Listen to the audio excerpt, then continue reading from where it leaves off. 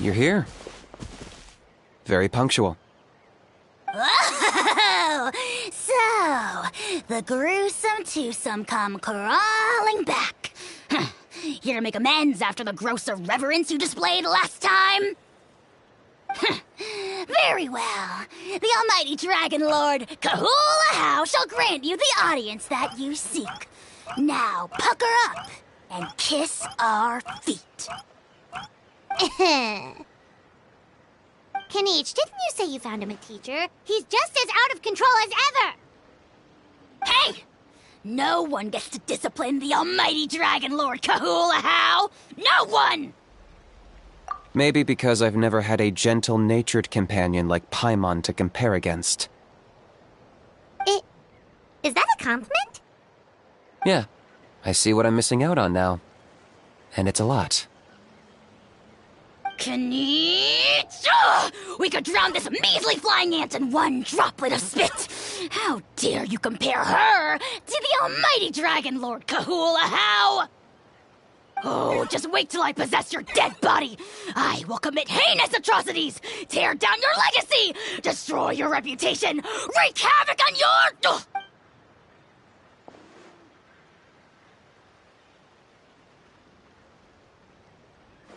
Traveler, Paimon, let's get down to business. Once we've opened the beastly rift, you're welcome to toss a How in there for a couple of days.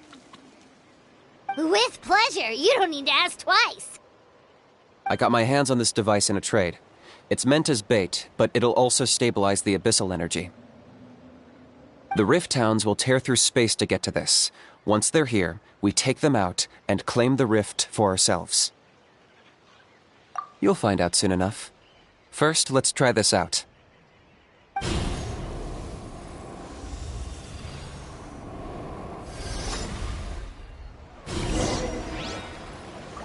They'll tear you to pieces given half the chance, so be careful.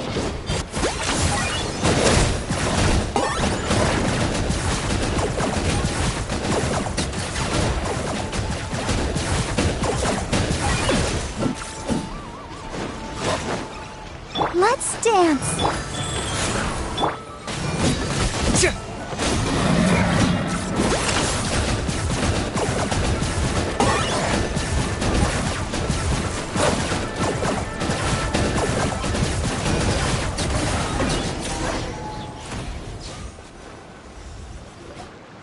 Uh-oh.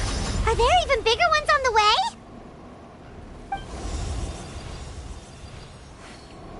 You see, Kanich? I'm a man of my word. In fact, I'd say I under-promised and over-delivered. Nifty little gizmo, isn't it? I take it this is your true form? Now that our deal is complete, it's time to start the next phase of our relationship. I made a promise to the great Kahula How, and now I'm here to seize your body for his use. Cliché, I know. The hero's trusted partner sells him out to the abyss in a shocking act of betrayal. Cue bad guy speech and drawn-out death sequence. Huh? Angel? Huh? Huh? What are you two doing here? Oh, Mr. Kinich, this is not what we agreed on! Traveler, this is the gift I got you. I know you're looking for intel on the Abyss Order, so I thought he might be of use to you. But it looks like you've already met. Yikes. Frosty reception. Gotta say, I kinda pictured this moment going a little differently. Tears of joy welling up in your eyes as you say the words, "It's good to see you again, old friend." Don't be ridiculous. Sounds like you've been reading too many romance novels. There we have it. Change is inevitable and nothing lasts forever. What a pity. Well then, time for you to meet the new me. This time, please call me Sanka. Sanka! Aha! So you're Glasses Guy! You tricked Huni and Toba into telling you a bunch of stories! What does it matter? A name is a superficial label. It's what's deep down inside that counts. And I've shown you the deepest parts of me. That would explain a lot. Why else would you show up here and start acting like a wise guy? You looking for a fight? I'll pass. I do rather like you, as I've said before. But my one quibble is that you really don't know your own strength. Wait, of course! You're the one behind all the recent Abyss activity! Let Paimon guess, you've been provoking the Mountain King too! Haven't I told you before? I'm not part of the inner circle who do our Highness's bidding. My interests are far more low stakes. I spend my time digging for truth in ancient doodads and books. You really think a benchwarmer like me is capable of more than that? I investigated him. He's not connected to the recent events. Just happens to be in the area. So, I struck a deal with him. He helps me summon a rift. I allow him to do some historical research. But that's all over. And now Kinich wants to hand me over to you. Well, I was hoping this would be an opportune moment to whisk away his body. That would have given me some more time to study the great Kahula How. But now I've run into you, which is just my luck. Or maybe I've incited the wrath of the Turnfire, and this is the price I have to pay. But I don't understand. What did I do wrong? Wait, does that count? Let me think. How? You are the worst of the worst! Colluding with the Abyss Order against Kinich? How could you betray your partner? There is no betrayal. The almighty Dragon Lord Kahula How is a partner to no one. Don't worry, I told him to act as bait. Yes, and you should have picked a bigger fish.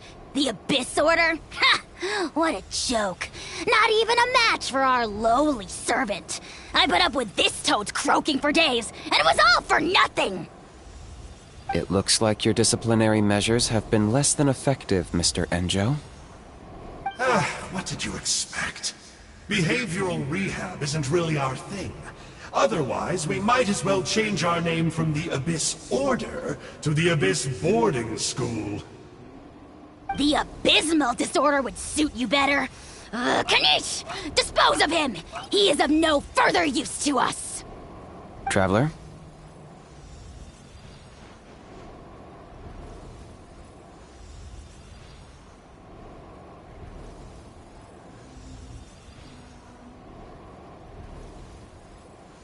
Hey now, I may be a lowly clerk, but don't underestimate me. I could never beat you in a straight-up fight, but when it comes to running away, I won't lose to anyone. Do me a favor and remember how fast I disappear. Maybe then you'll show me a little respect next time. Darn! He got away again! Couldn't you have It's alright. He's not worth our time and energy. Besides, it seems like he's in debt to a lot of people. I'm sure they'll keep him busy. If you say so. Still, Paimon's kinda surprised that you actually struck a deal with someone from the Abyss Order. To borrow that guy's words, names are superficial labels. Whether you call it the Abyss Order or anything else, it's a broad generalization at best. Think of it like apples that have fallen from a tree. If you tasted each one, you'd find that they're all at different stages of ripening. Even the unripe fruit blown off its branch before it's fully grown can still be brewed into a fine wine. Everything has its use. Huh. Well, in that specific sense, maybe Enjo's not such a bad apple. Not rotten to the core, at least. Of course! Only the almighty Dragon Lord, Kahula How, is rotten to the core and evil beyond redemption. Ugh. So what exactly are you anyway? You're definitely the evilest little thing Paimon's ever met. Don't worry, he can't hurt a fly. You could say that.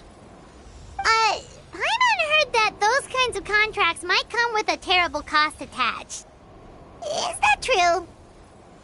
Such as a How watching me like a ravenous vulture? Vulture? Vulture! We are the Dragon Supreme! Sovereign ruler of the Nation of Flame! Let's pick this up another time. It's getting kinda late. You should go back and get some rest. Big day ahead. Tomorrow's Turnfire night. Time to light the sacred flame and burn away the filth for a legendary 500-year-old warrior. Oh yeah. Hearing you lay it out like that is making Paimon a little nervous. For all the work we've put in, it all comes down to tomorrow night. We have to make sure we solve this problem once and for all. Then it can't hurt to say this one more time. Good luck to us both. See you tomorrow.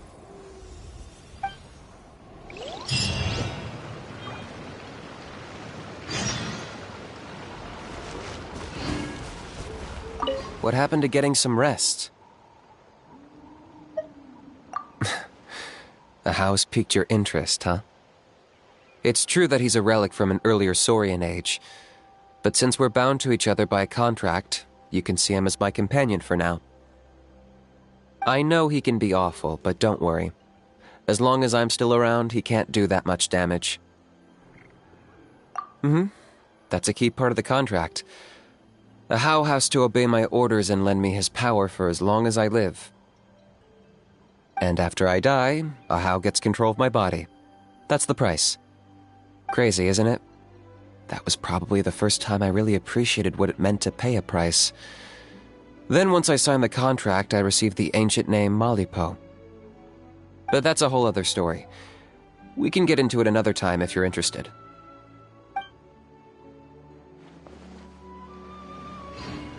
What happened to getting some rest?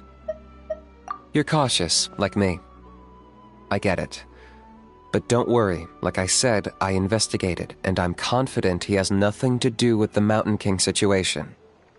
Before he got tangled up with us, he was looking into the Mare Javari. That's another major part of Natlan's history. Our ancestor, Burkina, once fought a campaign there alongside the 5 other heroes. But it's not such an easy place to get to these days. That's about all I know, though. I have yet to take a job that involves the Mare Javari.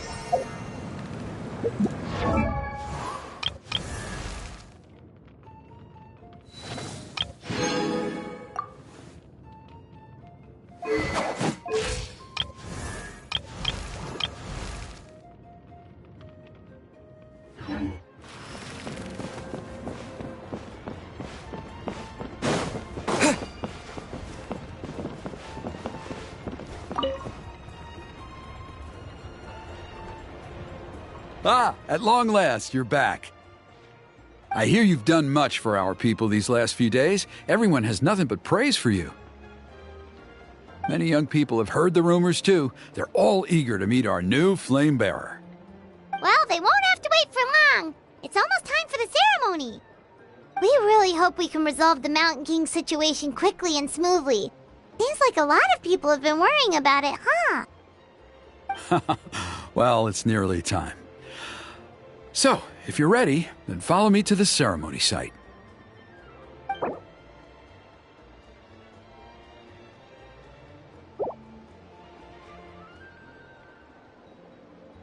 Off we go!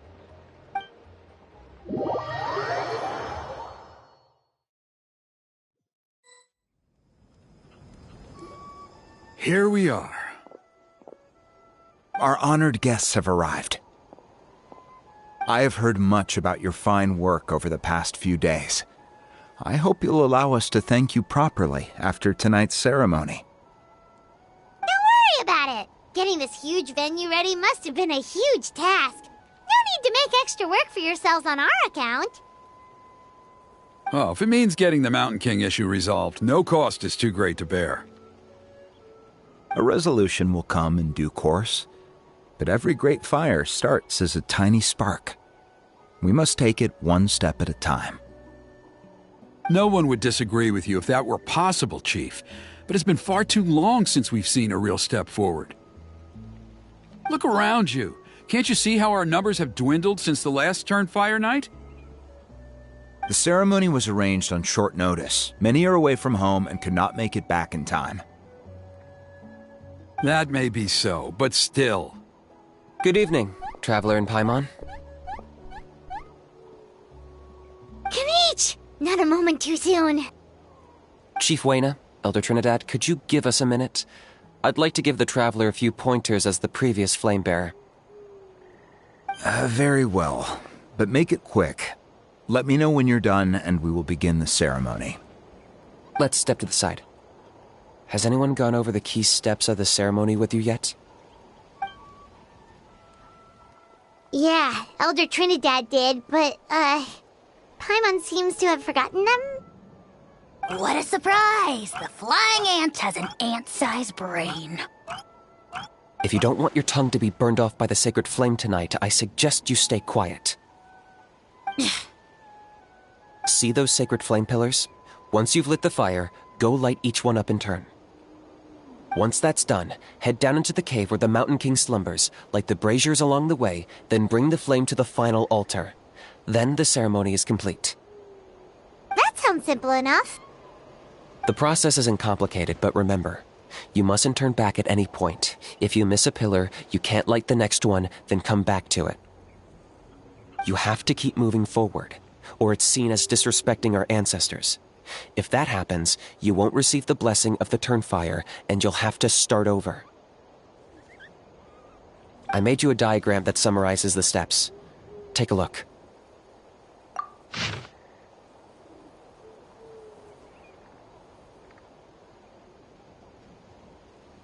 So that's our part. What about you? I'll be with you the whole way, and once you've lit the altar, I'll start summoning the rift. You can leave that side of things to me. Just focus on your part. Okay, we'll try to remember all that and get it right the first time. Ready when you are. But I think I saw Huni and the others just now. Maybe you should say hi before you start. Might make you less nervous. Just tell the chief when you're ready.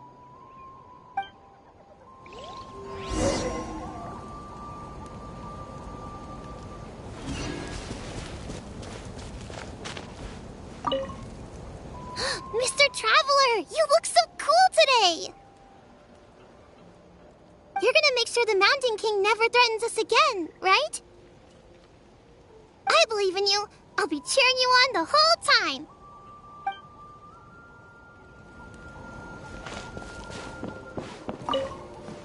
Mr. Traveler, you're finally here! I even dragged my uncle out to watch the ceremony. Although I'd hoped for the Malipo name-bearer to perform this ceremony, that was never anything to do with you, so please don't take it personally. I got thinking last night, and I realized if the lesson of Malipo is to look forwards, then I should accept that my book is gone and start anew. Besides, I'll have even more to write about this time, given this will be our first Turnfire ceremony featuring a flame-bearer from another land. I'll be taking detailed notes. Good luck, Mr. Traveler. You got this.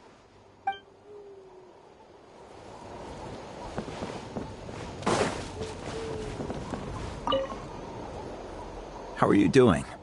Is all in order? I'm counting on you. Don't forget what we talked about.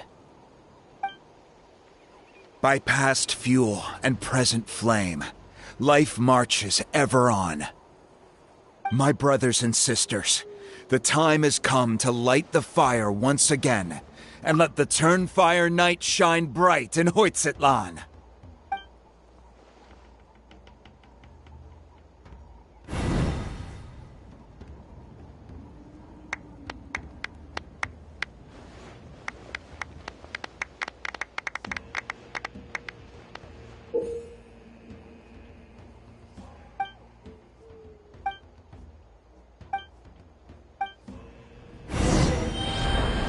Go get the sacred flame.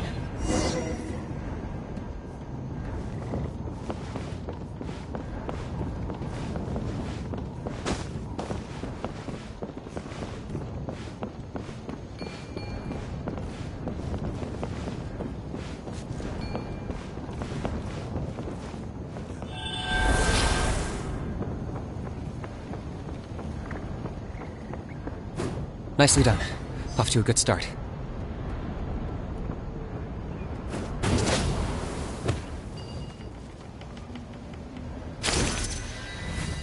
Great stuff.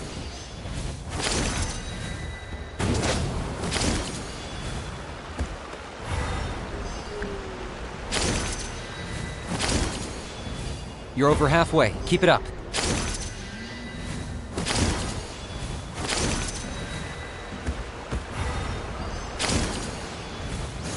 Impressive. Just one more to go. Come on, one last push. The final sacred flame pillar is up ahead.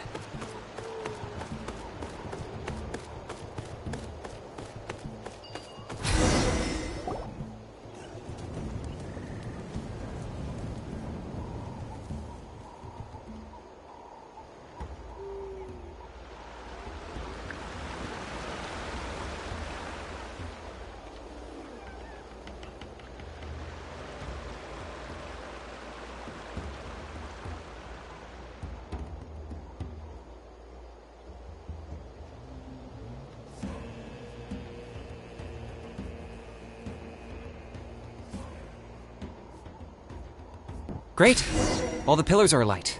Next, it's down into the canyon and head for the Mountain King's cave.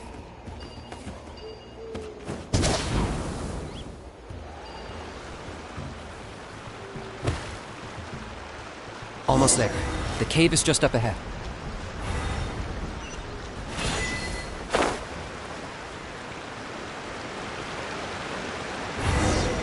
The Abyss presence is growing strong. We should deal with the contamination first.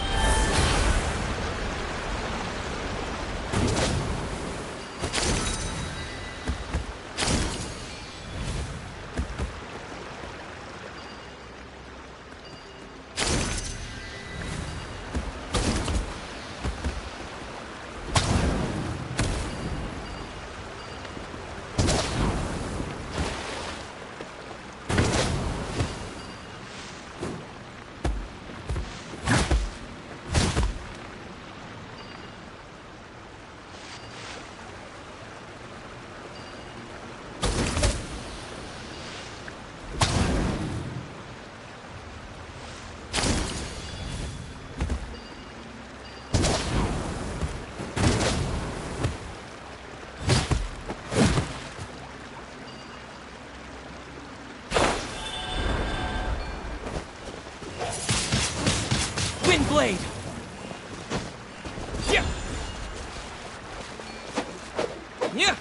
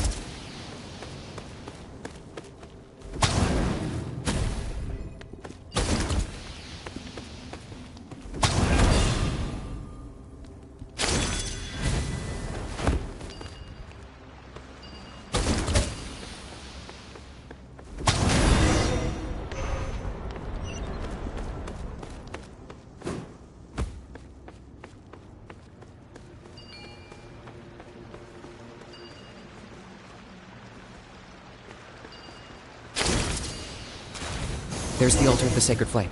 Remember, light up the torches around it first.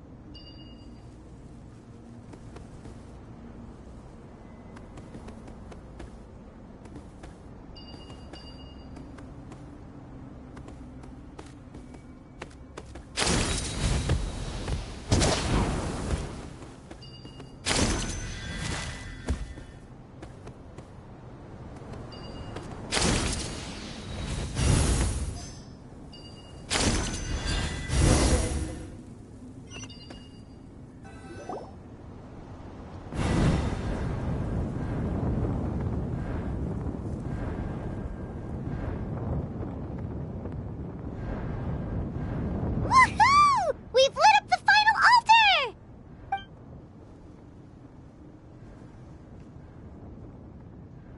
That's the Mountain King up ahead, right? That's him. Kangamato, king of the Yumkasaurs from 500 years ago. He's very powerful. Paimon can tell. He is huge. Let's tread carefully. We don't want to wake him up. You've made it at last. You did even better than I expected. Traveler, now comes the final and most important step of the ceremony. Please use the power of the sacred flame to cleanse the Mountain King of abyssal filth. There's no need this time.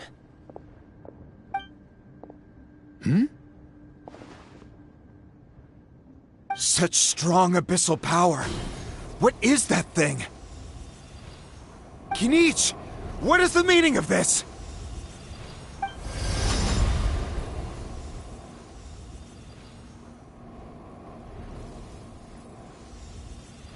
Is that a beastly rift? Chief Wyna, Elder Trinidad, this is about to get a little dangerous. You should step back. What do you think you're doing? Solving the Mountain King issue. You mean by having him torn to pieces by rift hounds? No, stop! We can't let that happen! Foolish Locust! Can't you see? We're trying to shove your Locust King into the beastly rift! But... I'm sorry, Chief Wyna and Elder Trinidad. This is the only way. Can you promise me that no harm will come to the Mountain King? I can't guarantee it, but I'm fairly confident. Traveler, this is not what we agreed on! You must cleanse the Mountain King of every last trace of abyssal contamination! Okay, I see what this is. You've been in cahoots this whole time!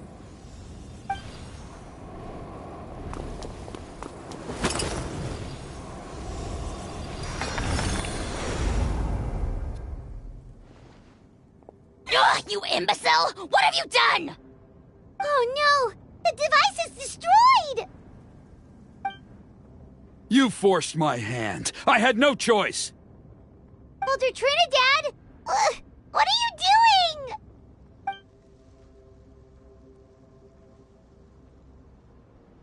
No! The Mountain King is waking up! He will cause even more casualties! Everyone, out! Now!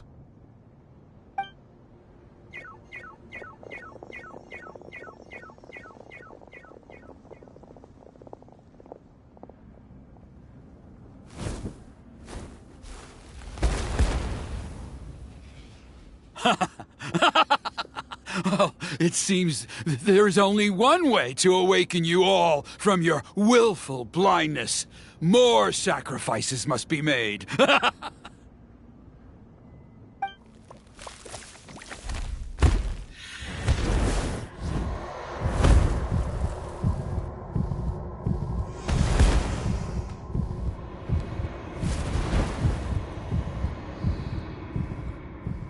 Take me, O Mountain King! Take me as your next sacrifice!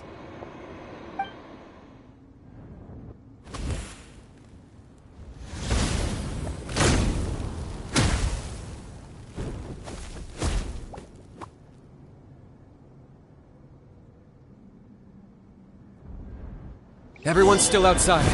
We have to keep the Mountain King here. Give me a hand.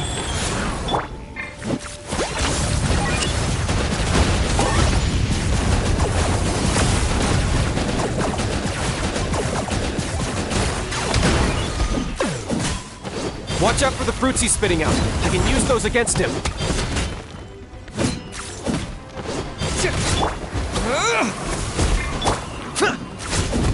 I got him cornered.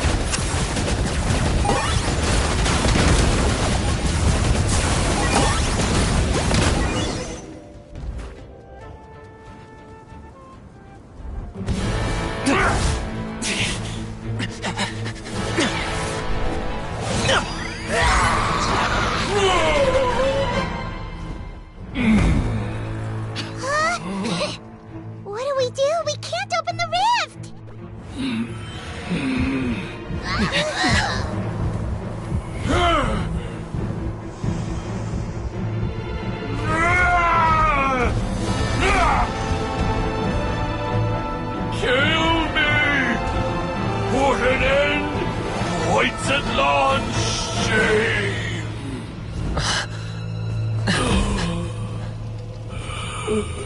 By past fuel and present flame, life marches ever on. Oh, Burkina, I must atone.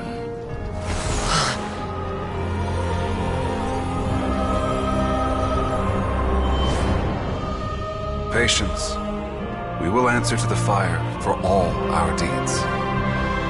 Even if one day I fall behind, never look back. Keep moving forward, as we are now.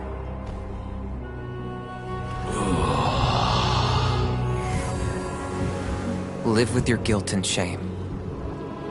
This is the price to pay.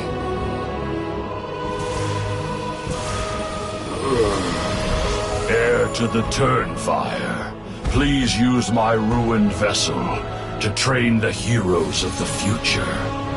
The will of Kangamato will march ever on, till the abyss is stamped out.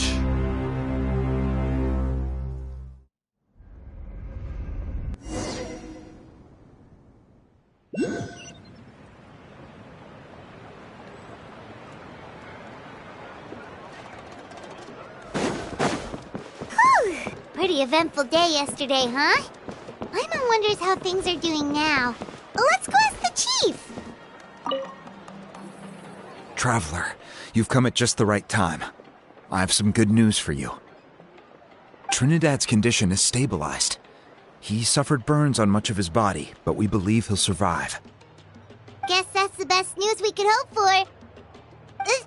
Paimon has to ask, is everyone in your tribe such a risk-taker? First Kinich, then Elder Trinidad? Is this the scions of the Canopy's adventurous spirit in action? We're simply not afraid to charge ahead into the unknown. He's fine. Don't worry. He's gone to check on the Mountain King. Something most mysterious has happened. After the incident yesterday, a transparent shell is formed around the Mountain King's body. We don't understand the mechanism behind it, but the shell appears to insulate him against the influence of abyssal power. It is somewhat akin to a scab, in that it stops the abyssal energy within him from bleeding out, while also preventing further abyssal energy from seeping in and infecting him. We've never seen anything like it. The tribe's most senior elders believe it was caused when he was burned by the sacred flame, similar to the way burned wood becomes charcoal. I think their theory makes sense. After all, we've never thrown the Mountain King directly into the sacred flame before. Wow. So it's made a barrier against abyssal energy? That's a good thing, right? It's practically a miracle from what we've seen of it so far. It means that the Mountain King's level of abyssal energy is now stable. No longer will we need to perform an annual cleansing ceremony. Wow, that's amazing! I know what you're thinking. The young people in the tribe are already speculating that yesterday's ceremony was a Turnfire night like none other in our history. Because you and Kinich, you summoned the very flame that appears in our ancient legends. A great transparent ball of fire. And that fire is what saved the Mountain King. Whoa! So that was the real Turnfire? I may be the chief of this tribe, but I've only ever known the Turnfire as a concept in our legends. I cannot answer that question. If anyone can answer it, I suspect it would be the bearer of the Malipo name. He is in the Mountain King's cave as we speak. Ah, so Kinich then. Why don't we go see how he's doing?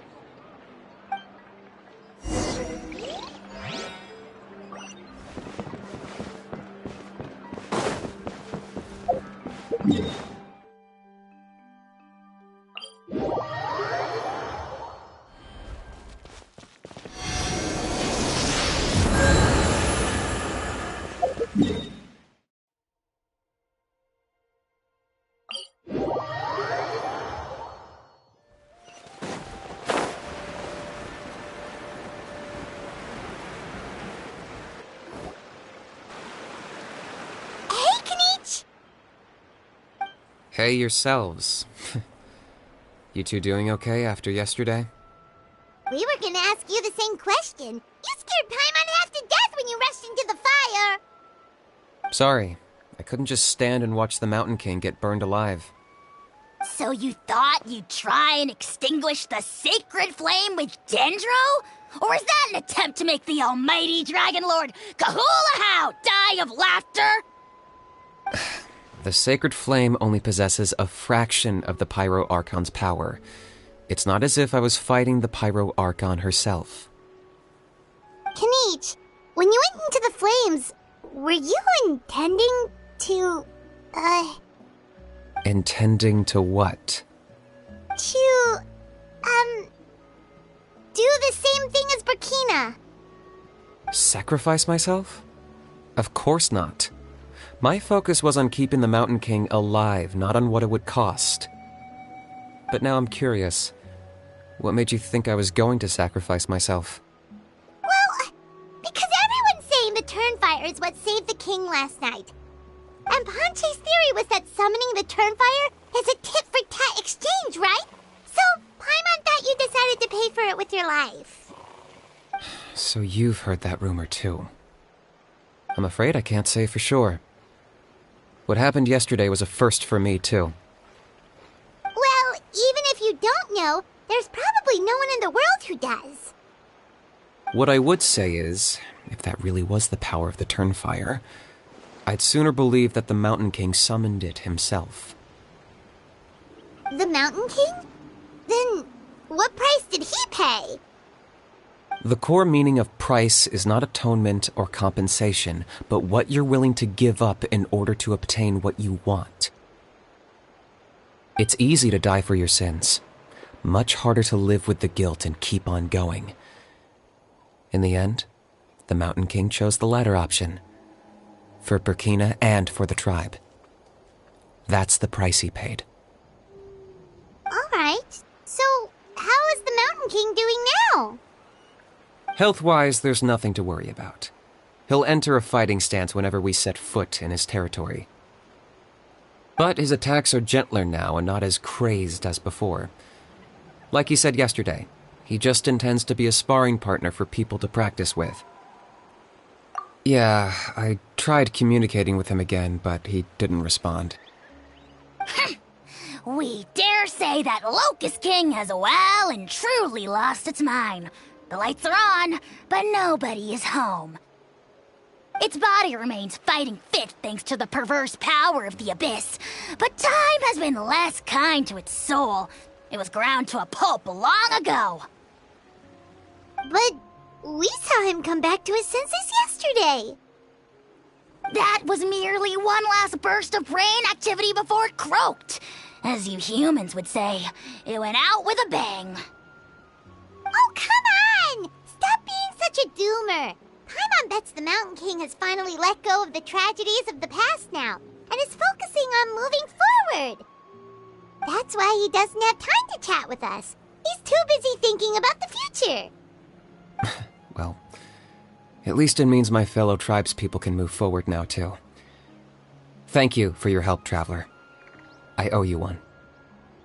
Yeah, that's right. You caught Enjo for us, remember?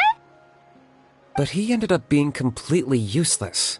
It's not a fair trade if you lost out. That's on him. It's not your fault he's useless. Besides, we're friends now. You don't owe us anything. Friends? But your friendship is an even more valuable gift. I can't in good conscience accept it for free. So, promise me, if you need anything in the future, you'll come to me. For you, I'll do anything.